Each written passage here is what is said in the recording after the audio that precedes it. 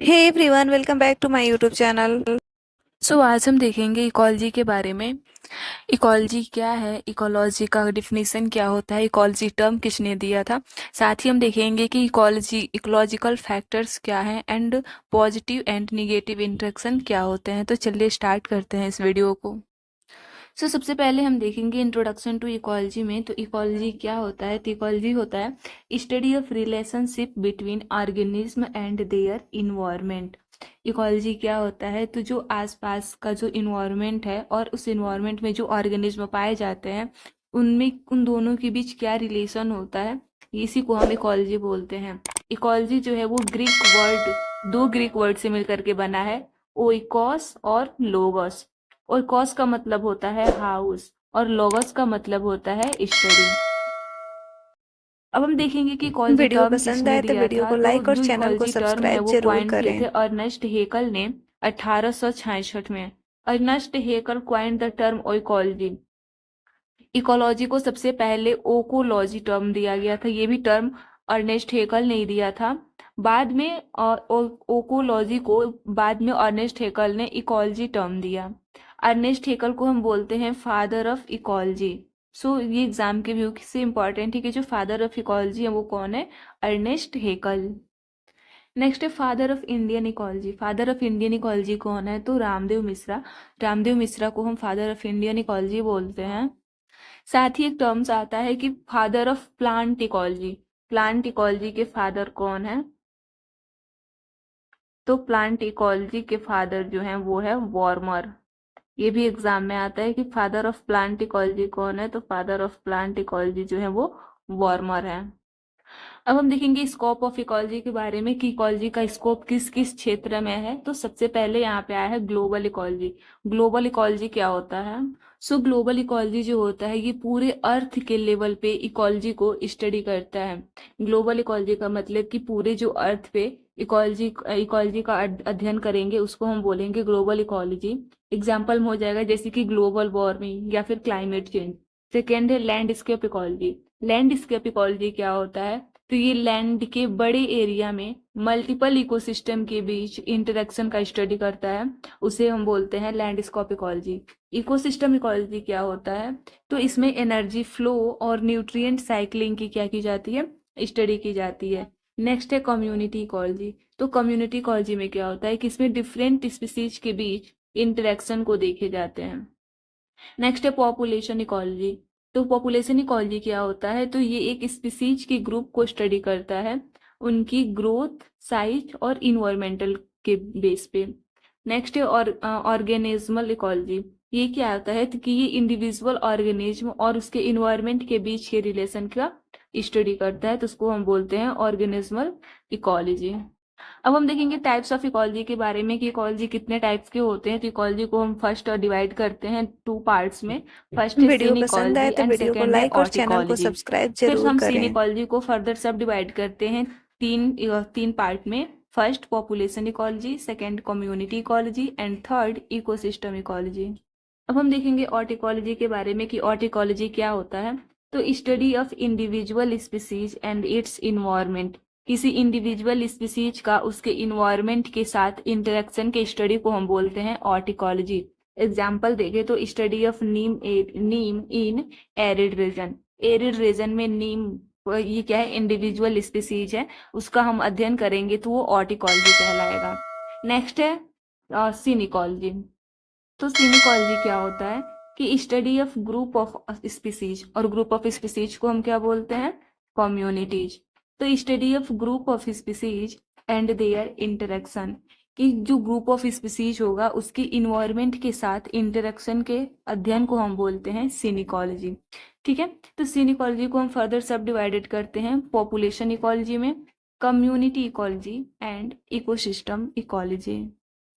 अब हम देखेंगे कि पॉपुलेशन इकोलॉजी क्या होता है, कम्युनिटी इकोलॉजी क्या होता है एंड इकोसिस्टम इकोलॉजी क्या होता है। तो population ecology study of one species living in study of one species living in an area and how its size, growth and survival are affected by the environment.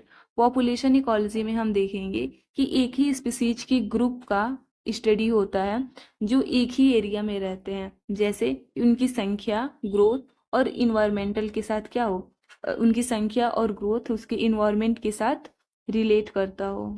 यहीं पे अगर हम देखें केवल पॉपुलेशन टर्म को, कि केवल पॉपुलेशन टर्म्स क्या होगा, तो different type of species, different type of species जो जब एक ही एरिया में रहेगा तो उसे हम पॉपुलेशन बोलेंगे। ठीक है, अब हम नेक्स्ट देखेंगे कम्युनिटी इकोलॉजी क्या होता है।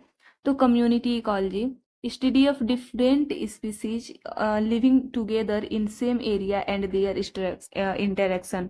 डिफरेंट स्पीसीज जो है एक साथ सेम एरिया में रहती है तो उसके इंटरेक्शन को हम बोलते हैं कम्युनिटी इकोलॉजी।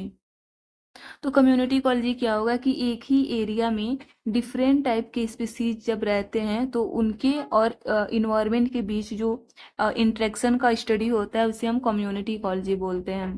थर्ड है इकोसिस्टम इकोलॉजी। इकोसिस्टम इकोलॉजी क्या होता है कि study of living organism and their non living environment and energy and how energy and nutrient flow. इसमें क्या करते हैं कि लिविंग ऑर्गेनिज्म और नॉन लिविंग इन्वायरमेंट के बीच कैसे एनर्जी और न्यूट्रिएंट का फ्लो होता है, तो इसके अध्ययन को हम बोलते हैं इकोसिस्टम इकोलॉजी। ठीक है, तो यहाँ पे हम देखेंगे पॉपुलेशन। पॉपुलेशन क्या होगा कि जब एक ही स्पीसीज एक ही स्पीसीज की एरिया जो होती है एक ही एरिया में पाई जाती है तो उसे हम पॉपुलेशन बोलेंगे। और कम्युनिटी क्या होगा कि डिफरेंट स्पीसीज जो होगा, डिफरेंट टाइप ऑफ स्पीसीज जब एक ही एरिया में पाए जाएंगे तो उसे हम कम्युनिटी बोलेंगे। ठीक है, अब हम देखेंगे बायोलॉजिकल फैक्टर के बारे में कि बायोलॉजिकल फैक्टर क्या होता है। तो बायोलॉजिकल फैक्टर जो होगा वो दो तरीके का होगा। फर्स्ट होगा बायोटिक एंड सेकेंड होगा अबायोटिक। बायोटिक मीन क्या हो जाएगा कि बायो मीन्स होता है लाइफ, इट मीन्स कि जो बायोटिक होगा वो जीवित होगा, और जो अबायोटिक होगा अ मीन्स हो जाएगा without and bio means life, ये बिना लाइफ का होगा। इट मीन्स कि ये इसमें लाइफ नहीं होगा, ये निर्जीव होगा। ओके, इकोलॉजिकल फैक्टर्स को देखें तो ये दो तरीके के होते हैं, एक अबायोटिक होता है और एक बायोटिक होता है। अबायोटिक जो होता है जिसमें जिसमें लाइफ नहीं पाया जाता, और बायोटिक क्या होता है कि ये लिविंग होता है। तो अबायोटिक फैक्टर में देखें तो इसमें तीन तरीके का फैक्टर आएंगे, क्लाइमेट फैक्टर, टोपोग्राफिक फैक्टर और इडेफिक फैक्टर, जिसे हम सॉइल फैक्टर बोलते हैं।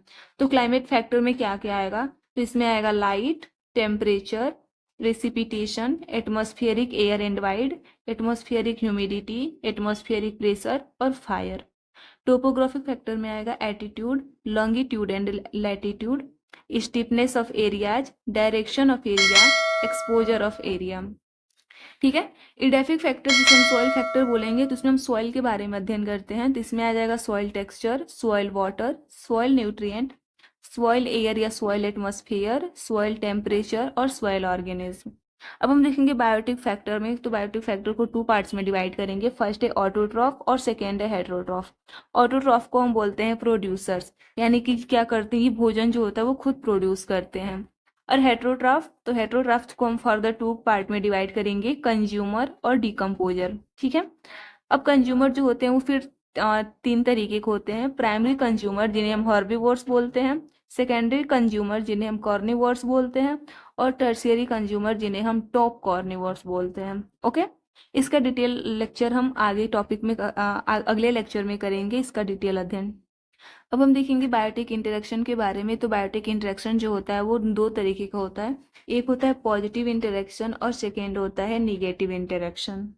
बायोटिक इंटरेक्शन का मतलब होगा कि जब दो लिविंग जीव एक दूसरे के साथ इंटरेक्ट करते हैं तो उनको हम बोलते हैं बायोटिक इंटरेक्शन। और ये दो तरीके का होगा, एक पॉजिटिव और दूसरा होगा नेगेटिव। पॉजिटिव इंटरेक्शन में क्या होगा कि जब दोनों स्पीसीज मतलब जो दो लिविंग होंगे वो दोनों एक दूसरे के साथ इंटरेक्ट करेंगे तो दोनों को या तो दोनों को फायदा होगा, या फिर अगर एक को फायदा होगा तो दूसरे को कोई नुकसान भी नहीं होगा। तो इस टाइप के इंटरेक्शंस को हम बोलते हैं पॉजिटिव इंटरेक्शन। पॉजिटिव इंटरेक्शन जो होता है वो टू टाइप्स का होता है, फर्स्ट है म्यूचुअलिज्म और सेकेंड है कॉमन्सेलिज्म। तो हम फर्स्ट देखेंगे म्यूचुअलिज्म को। इसमें क्या होता है कि बोथ पार्टनर बेनिफिट। म्यूचुअलिज्म में क्या होता है, दोनों पार्टनर जो होता है दोनों को बेनिफिट होता है। एग्जाम्पल हम देखेंगे कि राइजोबियम एंड लेग्यूम। तो राइजोबियम और लेग्यूम में क्या होता है कि राइजोबियम जो होता है वो बैक्टीरिया है जो नाइट्रोजन का फिक्सेशन करता है, और लेग्यूम्स जो होता है वो उस राइजोबिया बैक्टीरिया को शेल्टर प्रदान करता है। सेकेंड है कॉमन सेलिज्म।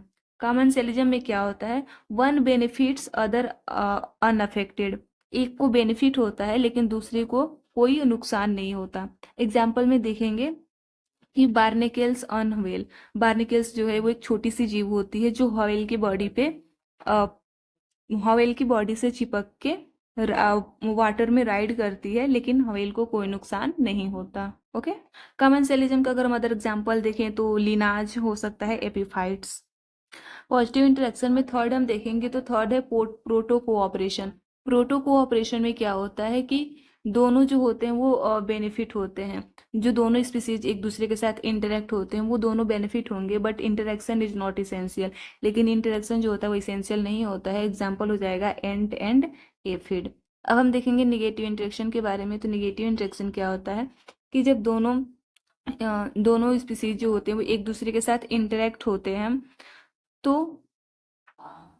दोनों स्पीसीज को या फिर एक स्पीसीज को उनके लाइफ पीरियड के दौरान कभी ना कभी उन्हें नुकसान जरूर होता है। तो इस तरीके के इंटरेक्शन को हम बोलते हैं निगेटिव इंटरेक्शन। तो इसमें फर्स्ट आ जाएगा कंपटीशन। कंपटीशन में क्या होगा, both species are harmed. Competition में क्या होगा कि दोनों स्पीसीज को नुकसान होगा क्योंकि वो एक ही रिसोर्स के लिए क्या करते हैं, आपस में फाइट करते हैं। जैसे कि हम इसका एग्जांपल देखें तो एग्जांपल हो जाएगा प्लांट कंपेटिंग फॉर लाइट, कि अगर एक ही एरिया में दो प्लांट होंगे तो वो सनलाइट के लिए आपस में क्या करेंगे, कंपटीशन करेंगे। ठीक है। सेकेंड है प्रीडेशन। प्रीडेशन में क्या होता है कि प्रीडेटर किल्स प्रे। प्रीडेटर एक ऑर्गेनिज्म जिसे हम प्रीडेटर बोलेंगे वो दूसरे ऑर्गेनिज्म को क्या करता है, मार देता है। एग्जाम्पल देखें तो एग्जाम्पल इसका हो जाएगा लायन एंड डियर। जैसे लायन क्या करता है, डियर को अपने फूड के लिए मार देता है, तो लायन क्या हो जाएगा, प्रीडेटर हो जाएगा। ओके। थर्ड है पैरासिटिज्म। पैरासिटिज्म में क्या होता है कि पैरासाइट बेनिफिट, पैरासाइट जो होता है वो बेनिफिट होता है, होस्ट हार्म। जो पैरासाइट होता है उसे तो फायदा होता है लेकिन जो होस्ट होता है उसे नुकसान होता है। तो एग्जाम्पल में देखेंगे तो एग्जाम्पल इसका हो जाएगा malaria parasite in human. Malaria जो पैरासाइट होते हैं वो ह्यूमन को क्या करते हैं, अफेक्ट करते हैं। ठीक है। फोर्थ है एमेंसेलिज्म। एमेंसेलिज्म में क्या होता है कि वन हार्म्ड अदर अनअफेक्टेड, एक को नुकसान होता है लेकिन दूसरे को कोई इफेक्ट नहीं होता है। तो इस तरीके का जो इंटरेक्शन होता है उसे हम बोलते हैं एमेंसेलिज्म। एमेंसेलिज्म में क्या होगा कि एक को हार्म होगा और दूसरा जो होगा वो अनइफेक्टेड होगा। एग्जाम्पल की बात करें तो एग्जाम्पल में इसका हो जाएगा Penicillium secreting antibiotic killing bacteria. पेनिसिलिया fungus में क्या होता है, वो एंटीबायोटिक होता है तो वो बैक्टीरिया को मार देता है लेकिन पेनिसिलियम को कोई इफेक्ट नहीं होता। सो आज की वीडियो में बस इतना ही। आगे के टॉपिक को हम नेक्स्ट लेक्चर में कवर करेंगे। सो जुड़े रहिए हमारे साथ। मिलते हैं नेक्स्ट वीडियो में। Thanks for watching this video. I hope ये वीडियो आपके लिए हेल्पफुल रहा होगा। अगर ये वीडियो आपको पसंद आया हो तो चैनल को लाइक करें, सब्सक्राइब करें और अपने फ्रेंड्स के साथ शेयर करें। अगर आपको इसकी PDF के नोट्स या PDF वगैरह चाहिए तो इसके लिए आप टेलीग्राम चैनल को ज्वाइन कर सकते हैं। मिलते हैं नेक्स्ट वीडियो में, तब तक के लिए बाय बाय, टेक केयर।